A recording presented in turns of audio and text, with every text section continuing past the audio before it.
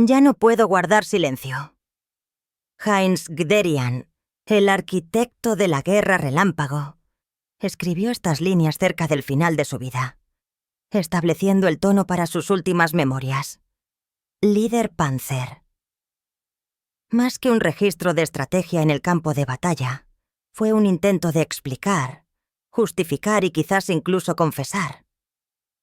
Las reflexiones de Guderian obligaron al mundo a confrontar el incómodo encuentro de brillantez, obediencia y conciencia en la guerra, revelando a un hombre luchando con las consecuencias de su propio genio, los costos de la disciplina absoluta y la carga moral del mando en uno de los conflictos más mortíferos de la historia. Lo que tenía que decir dejó al mundo atónito. La historia general trató de olvidar. Él insinúa que Wilhelm Guderian no era un soldado ordinario. Nacido en 1888 en Kulm, entonces parte del Imperio Alemán, provenía de una familia militar que valoraba la disciplina, la lealtad y la innovación.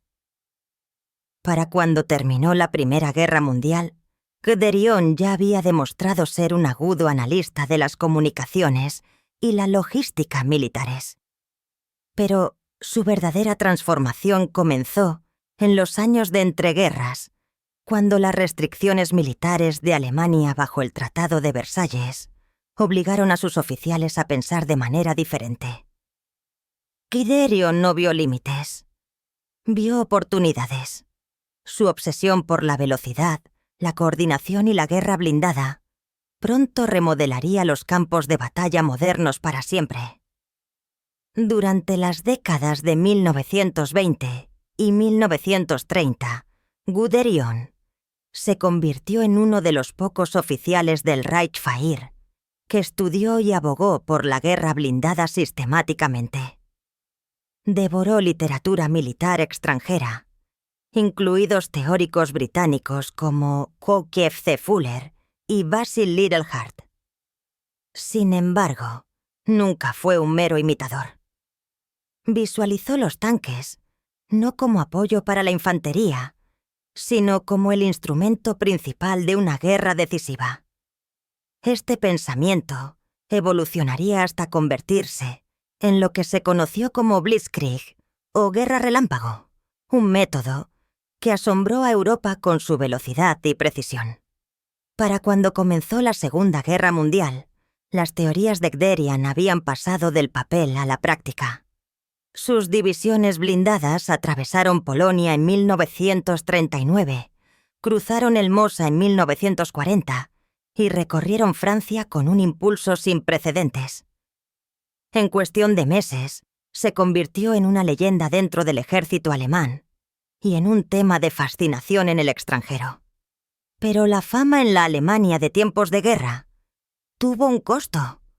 El éxito de Guderian lo hizo indispensable para Hitler y, por lo tanto, vulnerable a la política de poder e ideología que ni abrazó por completo ni desafió abiertamente. Después de la guerra, su reputación fue tan compleja como sus logros. El mismo hombre que construyó la máquina de guerra más temida de Alemania fue también uno de sus críticos más directos de la injerencia de Hitler.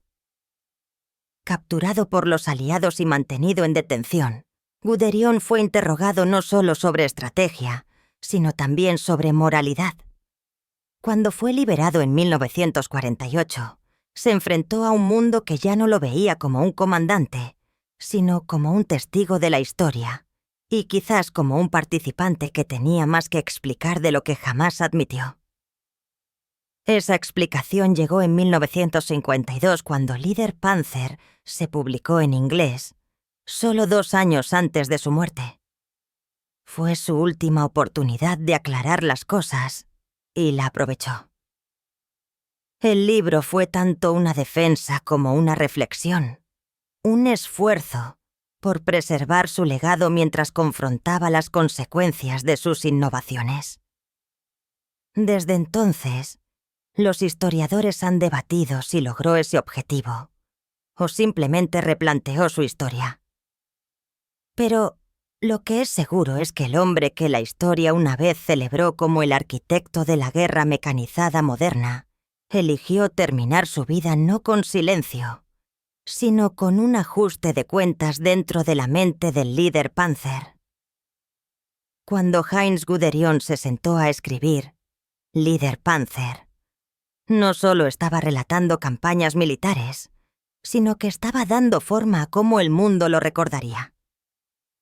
Las memorias se abren con un tono metódico, pero profundamente personal, producto de un hombre que había vivido en la esquina de la brillantez y la culpa. Escrito después de años de cautiverio e interrogatorios, se lee menos como propaganda y más como revelación controlada. Es la voz de un comandante que intenta afirmar la claridad sobre el caos, tanto el caos de la guerra como la confusión moral que siguió. Guderian se presentó como un soldado, no como un político. No hay situaciones desesperadas, escribió.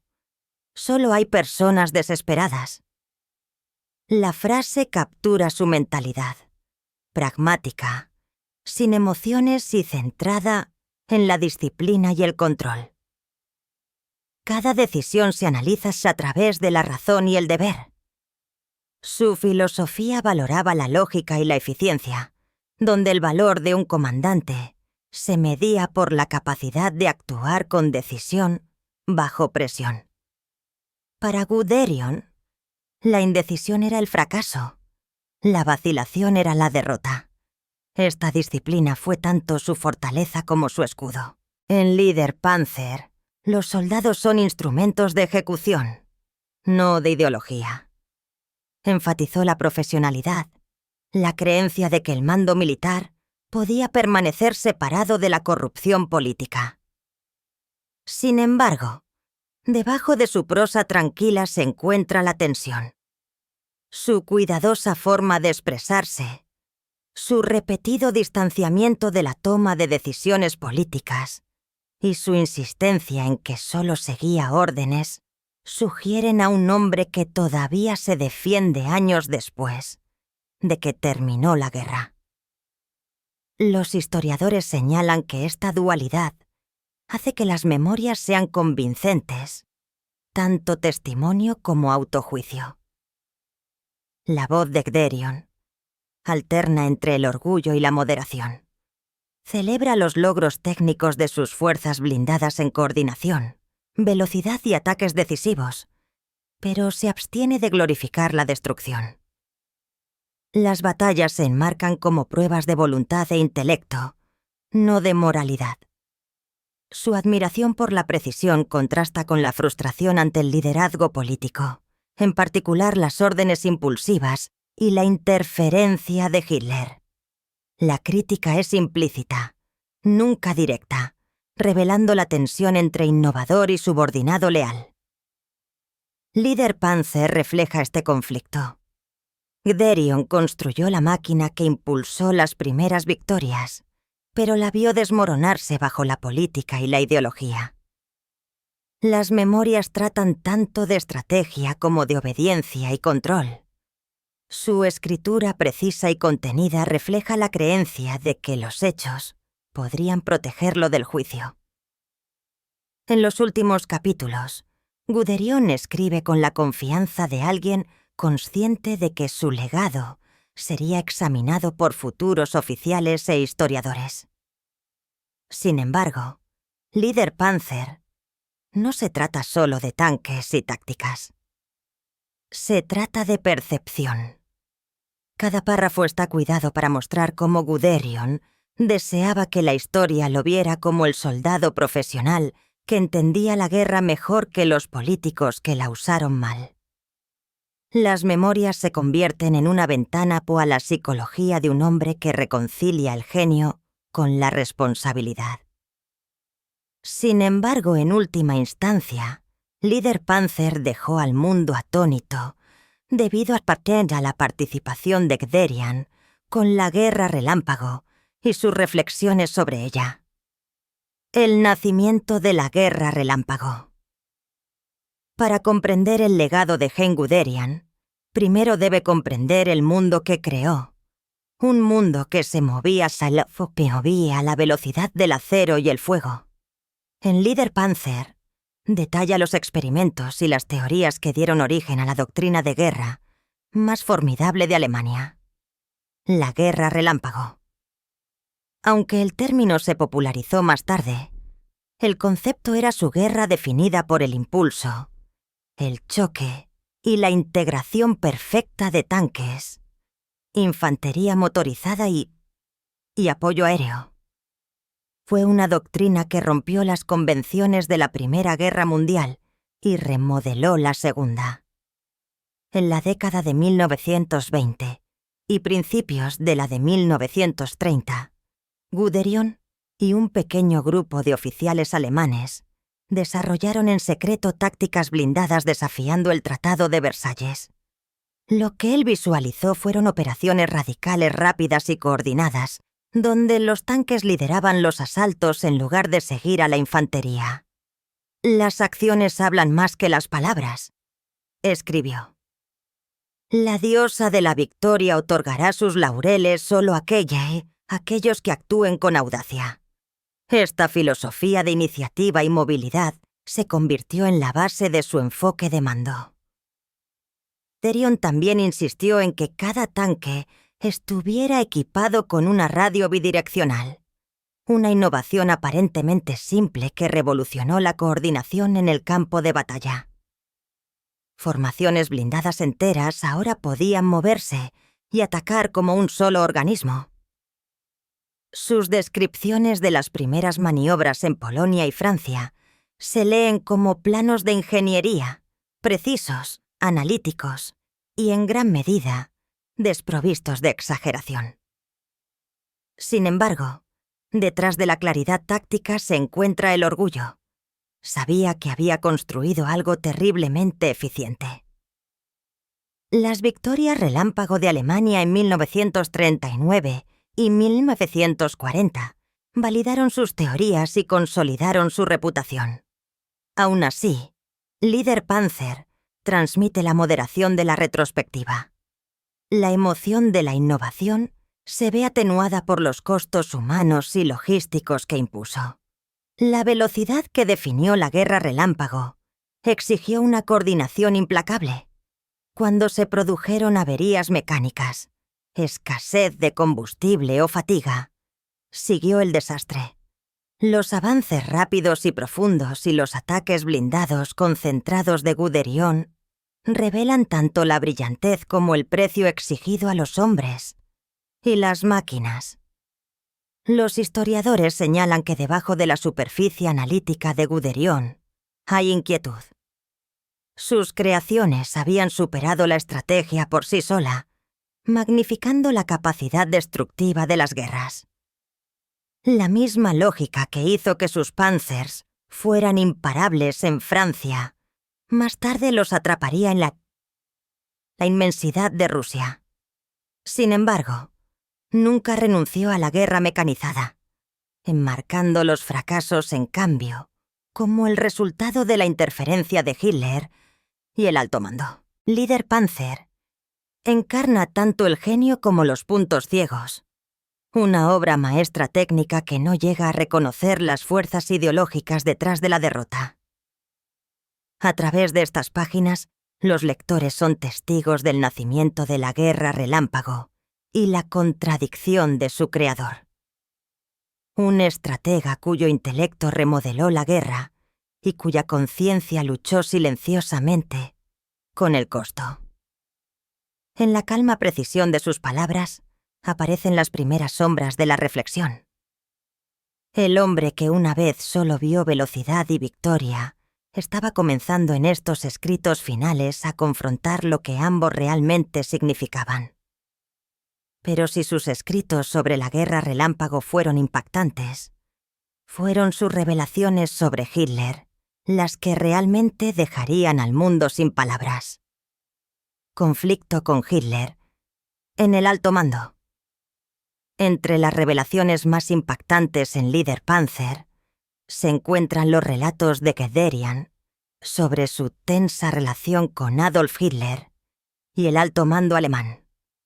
El general, una vez elogiado como un visionario militar, pronto se encontró en conflicto con el liderazgo que lo había empoderado. Lo que comenzó como respeto mutuo se convirtió en confrontación. Una batalla librada no con tanques, sino con voluntad, orgullo y la dirección de toda una guerra.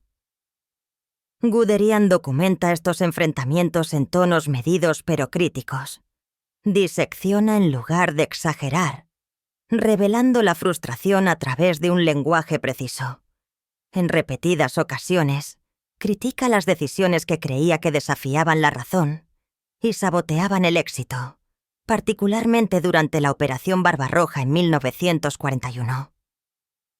Describió fallas logísticas, inviernos brutales y hombres y máquinas exhaustos, pero culpó no a la estrategia, sino a la interferencia desde arriba.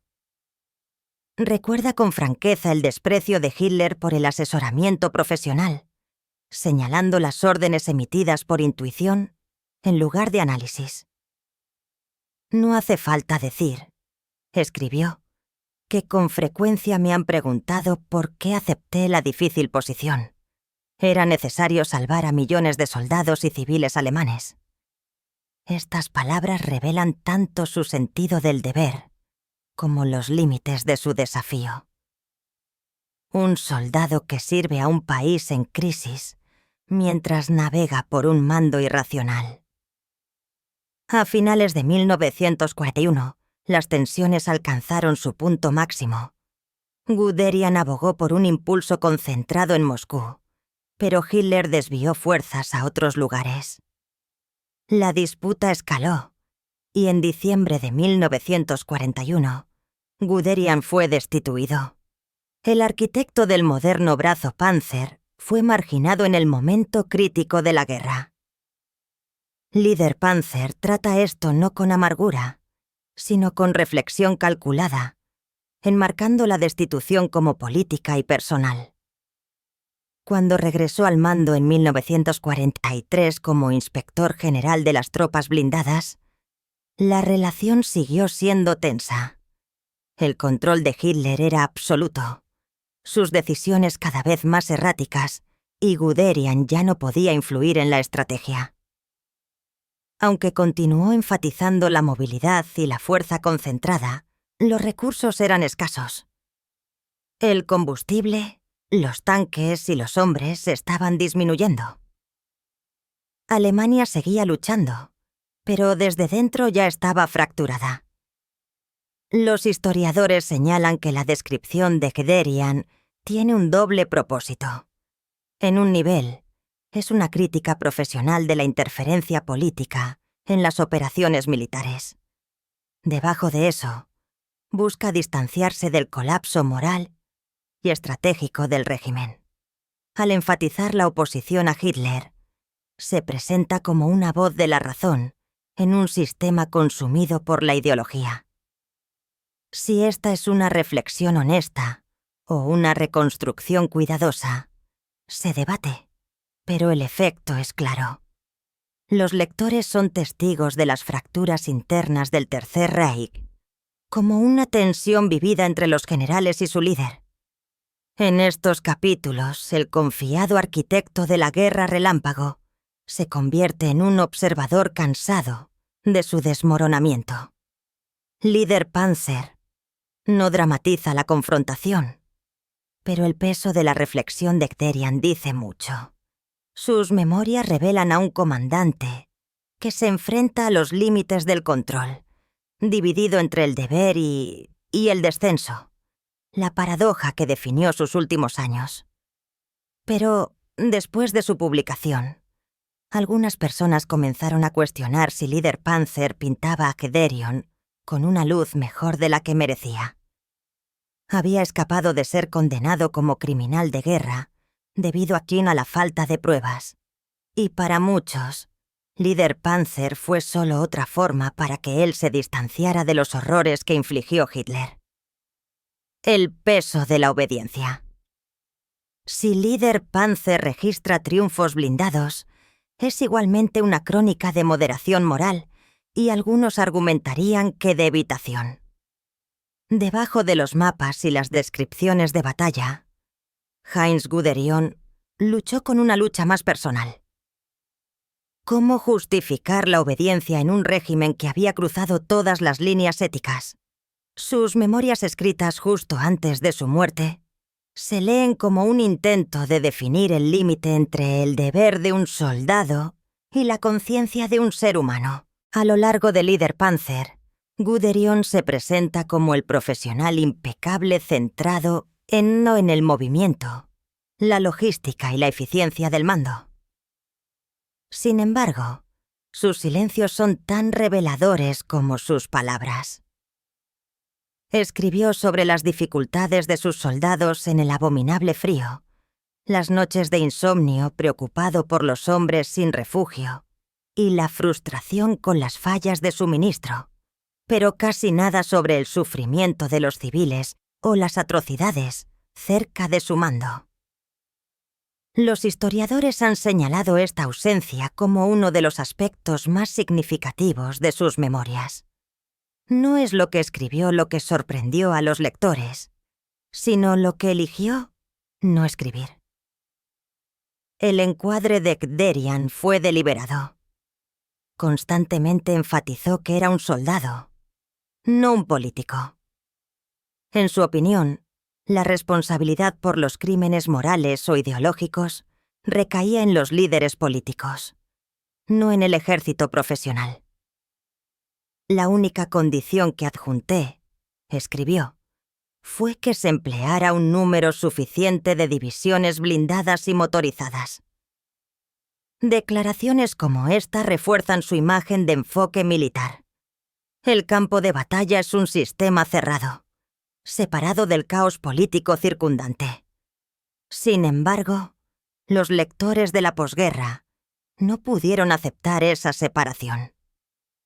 Publicado después de Nuremberg, la insistencia de Líder Panzer en la distancia profesional a menudo se lee como negación, un intento de preservar el mito del Wehrmacht limpio. Sin embargo, otros sintieron una incomodidad más profunda, un hombre que no podía reconciliar completamente lo que su genio había servido. Sus reflexiones sobre la obediencia a menudo se leen como argumentos para sí mismo, haciéndose eco de la tensión de alguien que creía en la jerarquía, pero reconoció demasiado tarde el costo de seguirla sin cuestionarla. En capítulos posteriores, la crítica de Guderian a Hitler se agudiza, pero siempre en términos técnicos. No acusó a Hitler de fracaso moral, solo de incompetencia táctica.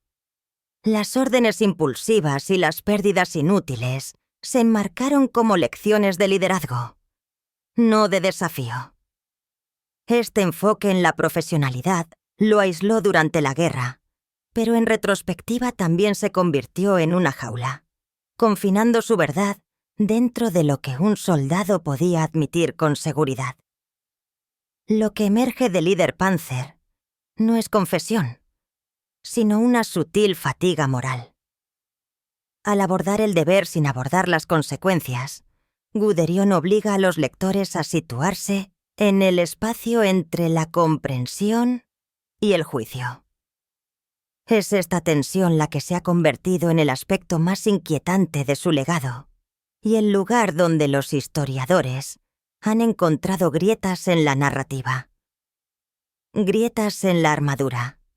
Lo que encontraron los historiadores. Cuando Líder Panzer se publicó en 1950, y luego en inglés en 1952, se recibió como revelación y defensa. Para los profesionales militares, ofreció la visión interna de la máquina de guerra alemana. Para los historiadores, desató un debate sobre la verdad. El relato de Guderian fue detallado, articulado e innegablemente valioso. Sin embargo, a medida que los académicos lo compararon con diarios de guerra, informes y otras memorias de generales, comenzaron a aparecer grietas. La precisión factual fue el primer punto de contención. Los investigadores notaron discrepancias en los plazos, los detalles de las reuniones y la atribución de las decisiones, particularmente en el frente oriental. Los historiadores, incluidos los citados por el Instituto Duppy, observaron que los líderes Panzer a veces simplificaban operaciones complejas, eliminando voces en conflicto para presentar una narrativa más clara y favorable. Para Guderian, la claridad puede haber significado credibilidad. Para los historiadores, sugirió omisión. Igualmente debatida fue la responsabilidad. Guderian se retrata a sí mismo como un estratega racional limitado por un liderazgo irracional. Las decisiones que salieron mal nunca fueron suyas. Se representó a sí mismo como el innovador silenciado por la política. Este encuadre llevó a algunos a ver al líder Panzer menos como unas memorias que como un informe de defensa cuidadosamente construido. Sin embargo, surgen momentos de inquietud. Las descripciones de las tropas exhaustas y los frentes tambaleantes traicionan un tono de derrota que la precisión técnica no puede disfrazar. Lo que Guderian omite es tan revelador como lo que incluye. No hay una discusión significativa sobre los crímenes de Bermoquet, ni referencias a la dimensión moral de la guerra, y una mención mínima del sufrimiento civil. En cambio, el enfoque permanece en los tanques, las órdenes, la logística y las personalidades. Esto hizo que las memorias fueran respetadas y controvertidas, una rica fuente técnica, pero una que reforzó el mito de la posguerra, de un ejército alemán limpio. A pesar de estas omisiones, líder Panzer nunca ha sido desestimado. Su valor reside en la perspectiva, en lo que revela sobre cómo Guderian quería que la historia lo viera. Las inconsistencias no lo hacen sin sentido, lo hacen humano. Su memoria selectiva ilustra la lucha de enfrentar la responsabilidad personal en medio de la catástrofe. Como muchos contemporáneos, escribió dentro de una niebla moral. Con el tiempo, líder Panzer se convirtió en una lectura esencial en las academias militares de todo el mundo. Sus conocimientos tácticos eran innegables. Sin embargo, su claridad, estructura y confianza también lo hicieron sospechoso. Las reseñas de los historiadores formaron un consenso. Líder Panzer fue invaluable para comprender la mente de Guderian, poco confiable como un registro de hechos, nada más que el último intento de un hombre de dar forma sota a su legado antes de que lo hiciera la historia. Las reflexiones finales de Guderian antes de su muerte.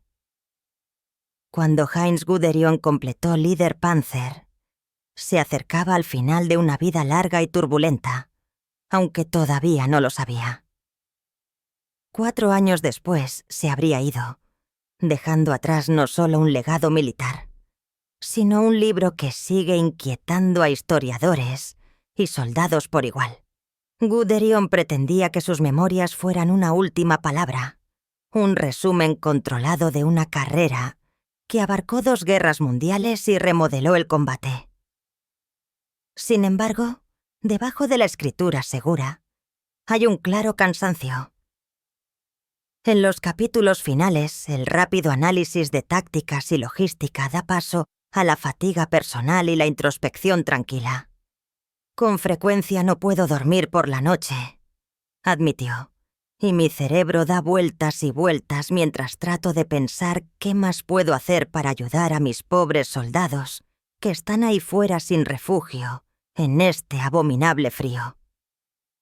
No es la voz de un estratega que defiende la teoría, sino la de un comandante atormentado por la resistencia de los hombres que siguen órdenes mucho después de que se perdiera la guerra. Para una figura es a menudo descrita como sin emociones, Estos momentos revelan una vulnerabilidad rara vez vista en otras partes de sus escritos. Kete Derion también muestra un reconocimiento moderado del colapso de los sistemas. Relata los últimos meses desesperados, la desintegración de las líneas de suministro, las estructuras de mando fallidas y la creciente sensación de que la habilidad táctica ya no podía compensar el caos político. «Ya no puedo guardar silencio», confesó. «Todo se está desmoronando. La guerra está perdida, pero nadie me escuchará». Su tono cambia de una dirección segura a una documentación resignada, como si entendiera que ninguna maniobra podría salvar lo que ya había sido destruido desde dentro. Los historiadores señalan que estas reflexiones son lo más cerca que estuvo Guderian de admitir límites. Si bien nunca cuestiona directamente la ideología a la que sirvió, su crítica implícita al liderazgo y la estructura es inconfundible para los historiadores. Ahora se convierte en una pregunta de si Guderian no vio nada malo con la ideología de Hitler, o si vio problemas, pero obedeció ciegamente de todos modos. Ambos resultados dejan una sensación incómoda. Lo que más destaca es la ausencia de triunfo. Su optimismo anterior, su fe en la tecnología, la velocidad y la planificación se disuelven en resistencia. Su famosa frase, Klotzenniskler, traducida aproximadamente como «las botas no las salpican». Una vez una llamada a la acción decisiva, ahora se lee casi irónicamente. El arquitecto del movimiento imparable se encontró documentando el estancamiento y el colapso. Cuando murió en 1954, Liederpanzer ya había comenzado a circular internacionalmente. Ofreció tanto perspicacia como omisiones, un manual de guerra mecanizada y un retrato de un comandante que se enfrenta a las secuelas de su propia creación. Sus palabras finales no transmiten ni amargura ni remordimiento, sino agotamiento. La voz disciplinada de un hombre que intenta poner orden en el caos por última vez y fracasa. «Ya no puedo guardar silencio», había confesado antes de morir, como si necesitara librarse de esta carga. «La guerra está perdida, pero nadie me escuchará. En última instancia, el mundo permanece atónito no por las nuevas revelaciones de operaciones secretas, sino por la tensión duradera que presenta Liederpanzer». Un relato de primera mano de un logro militar extraordinario, entrelazado con la inquietante conciencia de sus costos humanos y éticos, que no llegan a la disculpa o la admisión total. Las reflexiones de Guderian recuerdan a los lectores que incluso las mentes más brillantes pueden quedar atrapadas por los sistemas que ayudan a construir. Y al compartir sus frustraciones personales, dudas y momentos de empatía por sus soldados, Guderian complica las categorías simplistas de héroe o villano. ¿Fue uno o ambos? Solo los lectores pueden decidir. ¿Qué crees tú? ¿Crees que las memorias finales de Guderian revelan a un hombre que se enfrenta genuinamente a las consecuencias morales de sus acciones, o simplemente da formas a su legado para el juicio de la historia? Haznos saber tus pensamientos en los comentarios. Gracias por ver. Nos vemos en el próximo video.